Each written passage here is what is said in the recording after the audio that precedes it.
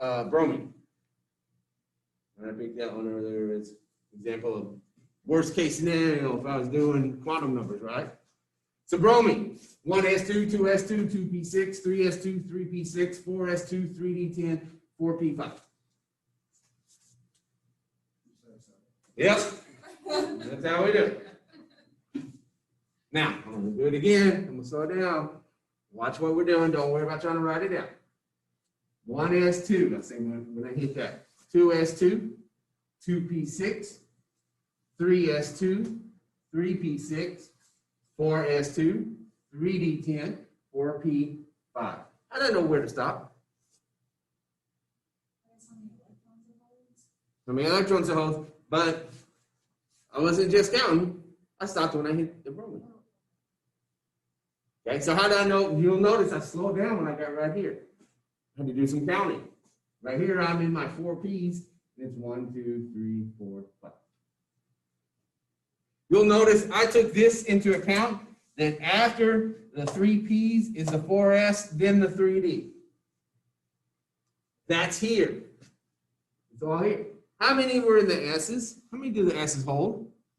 2. So 1s2 goes across the top. Then here's my 2s2 when I got here. All right, so that means these are the S's, this first 2 columns. Where were the P's? Did you catch where the P's were? They had 6 and they're over here. Don't include that helium. These are my P's. All right, 1, 2, 3, 4, 5, 6. The d orbitals are in here. They should hold how many? 10. Oh man, I bet you if we count across here, it's 10. Oh no, that J, I don't remember how many orbitals that is. How many electrons fit in an orbital? 2. So I'm gonna take my 2 fingers, I'm gonna go, there's 1, 2, 3, 4, 5 orbitals in the D. The F's are down here. You want to take a wild guess how many it is across there? 14. We don't have the G box up there yet. We will. Right now, this is the whole periodic table. Last year we filled it in all the way. We got these all named. The next one we name, we have to add a new row. Somewhere shortly after finding maybe the 3rd or the 4th one, we don't always find them in order. Right? We're going to have to add a new box. It's going to be the G's. But we already know how many is going to be in the box. 18. The rules are already set. Now we just got to hope that nature knows those rules and follows the same rules. We got to go back and change it. All right, so how am I doing this? Well, I looked for some natural dividing lines. So there's a natural dividing line here, one at the end. Then I kind of split it right here in this section. Now I'm using this symbol N. This is just this number that's out here for the period. Okay. That's why I like this periodic table. That one I got to count when I go down. So I like having it already labeled here. This is row 4. So I'm in the S's. I just take that row. So if I'm over here, this is 5S1 and that's 5S2. So you always start on row 2. Or it's like brown up there. Like where? Right here? No, the very top. So we always start it. Well, you can go, this is 1S2, but there's no P's. Remember the N equal to 1? There's no such thing as the 1 P's. So we can think of helium as being over here. So I do the 1S's, then the 2S. But yeah, I grabbed the 1S, but it doesn't go into the P's. Now the P's over here, they're the same kind of deals. So when I was doing 4P5, I'm on the 4th row in the P section, and I went over 1, 2, 3, 4, 5 to hit that bromine. That's how I got that 4P5 at the end of it. On the 4th row in the P section, went over. What if I go all the way across and I don't hit my bromine? So when I was up here, I did 3p6 to go all the way across. And when I got to the end, I wrote down that 3p6, so I said it out loud. Okay. The D's are a little tougher because we got to take into account this weird stuff going on with this order. So these are the n minus 1. For some reason, I don't know why, this gives students trouble.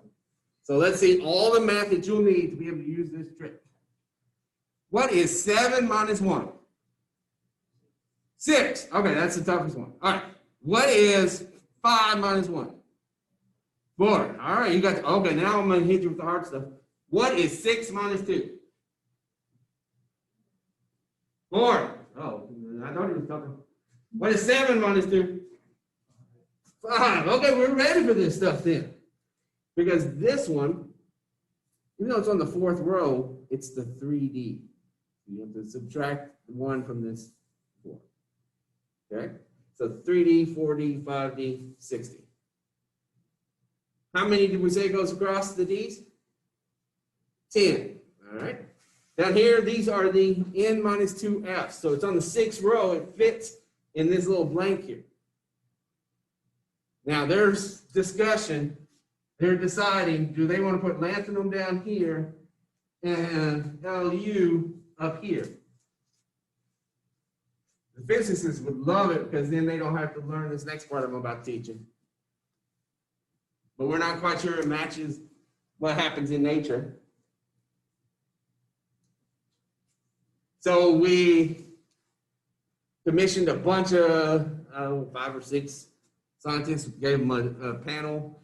I said, you guys study this, look at it, all the research out there, and decide for us. And so, like the current periodic table puts both of those down here. It throws the whole thing off. That's why I don't use it. So they get this decided. So they've been working on it for about 6 years now. And they put out, I want to say, 5 books and like 10 papers, something like that, on how difficult a problem this is. And once they're done writing all the books, they'll tell us the answer. Let's hoping it's not 42. All right, so we're going across, we get some weird stuff happen. We do 6s2. Then we get this one here, and then we're going to drop down. But what we're going to do is we're going to drop down first, pick all those up, and we'll pick this one up on our way by. Okay? So it's going to go 6s2. These are the 4f's, 14. Then I'm going to come back up. These are the 5d's. Remember, I subtracted 2 when I'm in the f's, subtract 1 when I'm in the d's. So going across this row will be 6s2, 4f14, 5d10, 6p6. When you get over to the p's, you stop subtracting. It's not super difficult. It does take a lot of practice. So let's do oxygen. Let's do oxygen. Do oxygen for me.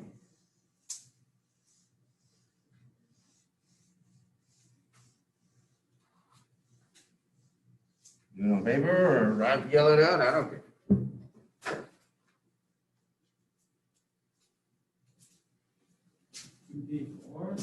That's what it ends with. We got to include all the rest of it, though.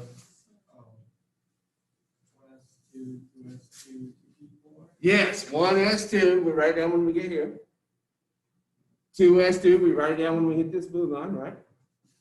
And then we're going to hit oxygen here. It's going to be 2p, 1, 2, 3, 4. We get it.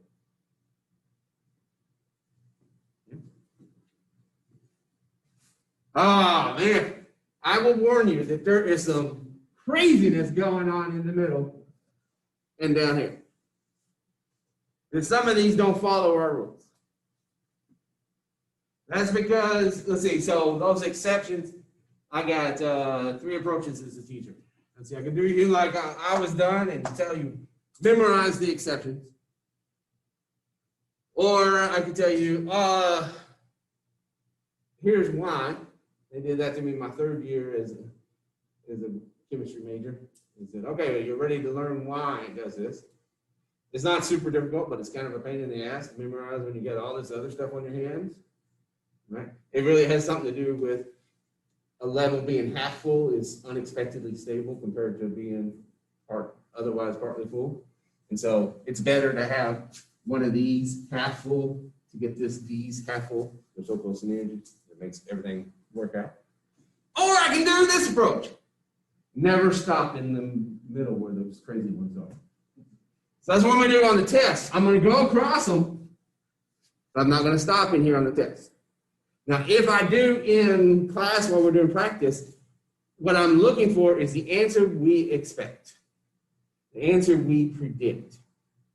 And so if you try and look up all these answers on Google, and it tells you, or Wikipedia tells you, here's the answer, and it's giving you the weird one, you're going to miss it.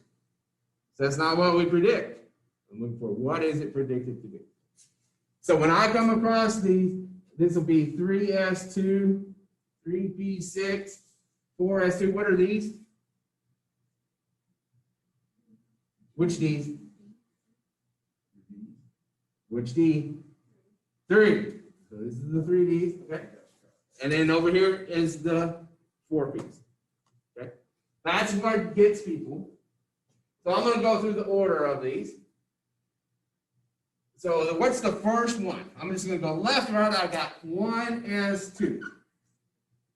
And then I'm going to go to beryllium. Everybody see it? That will be 2S2. Then I get to 2P6. What element is that? Ne. That's neon. Good. Then I got 3S2. Where's that? Magnesium. And then I'm going to have 3P6. Where's that? Argon. Good. Then I'm going to have 4S2. Here's that weird part. 3D10. 4P6. Where's 4P6? Kr, krypton. All right. That's my Superman one. Then I got 5S2. What would be next? 4D. How many? 10. All right. So 4Ds are here. What are these? P's. Which P's? 5. Good. Those are the 5. P6. Where does that get me? XE xenon. That's my warrior princess element. All right, then we got 6S2. What's after 6S2? I'm going to drop down here. So I got 6S2. Instead of hitting that one, I'm going to go ahead and drop down first. 4F. And how many do those hold? 14. Now I'm going to come up, I'm going to hit this one as I go by.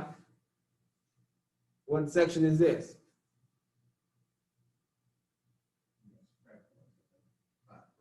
It's 5. It's on the 6th row. It's in the D section, so it's the 5D. How many do we have for Ds? 10. All right. Now I'm over here. I'm going to radon. What section is this? 6B. And it takes 6 to get over there. You'll notice when I'm at that P6, I'm always on this column over here. We'll see if that's important. That affects the chemistry. All right. Then I've got 7S2. I get here, I'm going to drop down. So what's next? 5F. And how many is F hold? 14. All right, and then I'm on, what about this section? 6D, 10. All right. Then this section here. They're just not filled in on this old ass periodic table. That's how you get a rough idea how old a periodic table is. We filled them in officially last year. So if you got one all the way filled in, you got a new one. What would that section be? 7P6 to get us to the end. Now we're not real sure what's next. We predict it'd be 8S.